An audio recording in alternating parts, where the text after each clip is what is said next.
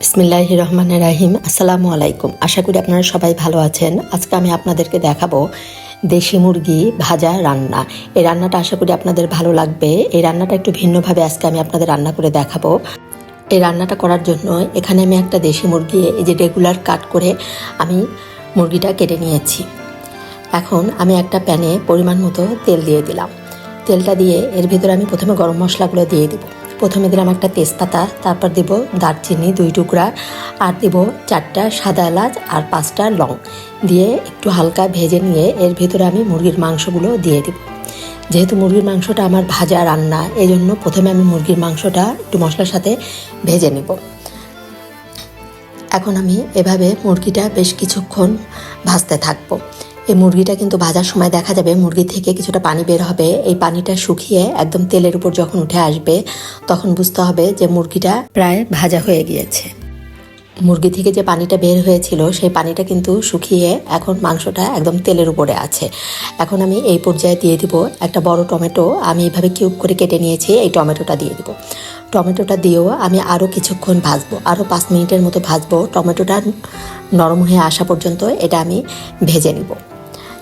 এখন এর ভিতরে আমি দিয়ে দিলাম 1 চামচ পরিমাণ লবণ। লবণটা দিয়ে আবার আমি সব কিছু একসাথে মিশিয়ে নিব।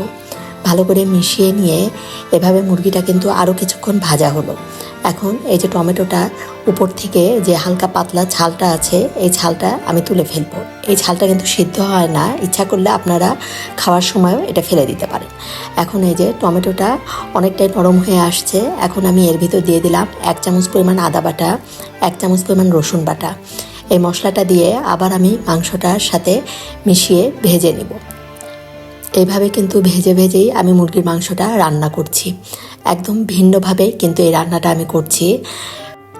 মুরগির মাংস সাধারণত আমরা একইভাবে রান্না করি, এইভাবে একটু ভিন্নভাবে রান্না করলে কিন্তু খেতে বেশ মজা হয় এবং বাসার সবাইও খুব পছন্দ করে। আমি এর মধ্যে দিয়ে দিলাম 1/2 চামচ পরিমাণ জিরা বাটা। জিরা বাটাটা দিয়ে আবার সব একসাথে ভালো করে মিশিয়ে এখন আমি সামান্য একটু পানি দিয়ে দিলাম।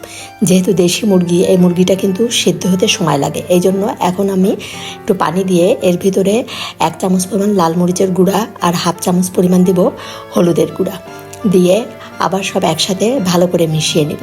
এই পানিটা দেওয়াতে দেখা যাবে গুঁড়া মশলা এবং যে মশলা আমি দিয়েছি সব মুরগির সাথে ভালো করে মিশে যাবে। এখন আমি ঢাকনা দিয়ে ঢেকে এটা 5 মিনিটের মতো রান্না করে নিলাম। যে 5 মিনিট পরে এখন আমি মশলার সাথে মাংসটা বেশ ভালোভাবে কষিয়ে নেব। বেশ ভালোভাবে কষাতে হবে এখন মুরগিটা। কিছুটা কষিয়ে নিয়ে আমি এর ভিতর এখন আস্ত রসুন রেখেছিলাম, এটা বড় রসুনের একটা রসুন, সেই রসুনটা দিয়ে দিলাম আর সামান্য একটু দিয়ে দিলাম আদা কুচি। এই আদা কুচি আর রসুন দেওয়াতে এই মুরগির টেস্ট এবং ফ্লেভার দুটাই কিন্তু অসাধারণ হবে। এখন এই যে রসুন আর আদা কুচিটা দিয়ে আমি ভালো করে কষিয়ে নিলাম, একদম ভাজা ভাজা করে নিলাম মুরগিটা। দেখুন এখন এর ভিতর দিয়ে দিলাম আমি কিউব করা পেঁয়াজ কিন্তু আমি আগে দেইনি, এখনই দিলাম। যেহেতু টমেটো দিয়েছি এমনিতেই দেখা যাবে গ্রেভিটা কিন্তু বেশ সুন্দর হবে।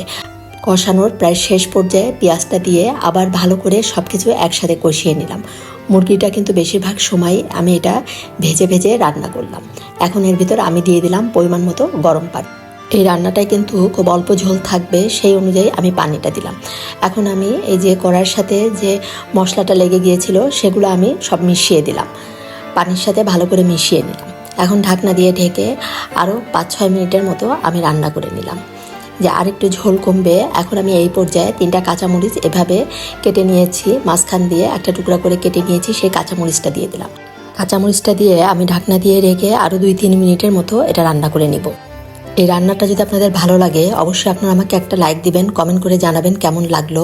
আর যারা এখনও সাবস্ক্রাইব করেননি অবশ্যই সাবস্ক্রাইব করে আমার পাশে থাকবেন। এই দেশি মুরগি ভাজা রান্নাটা কিন্তু সাদা ভাত, পোলাও, খিচুড়ি আবার রুটি পরোটার সাথেও কিন্তু খেতে অসাধারণ লাগে। আপনারা অবশ্যই একবার এভাবে রান্না করে খাবেন, ইনশাল্লাহ ভালো লাগবে। ধন্যবাদ সবাইকে, সবাই ভালো থাকবেন। আল্লাহ হাফেজ।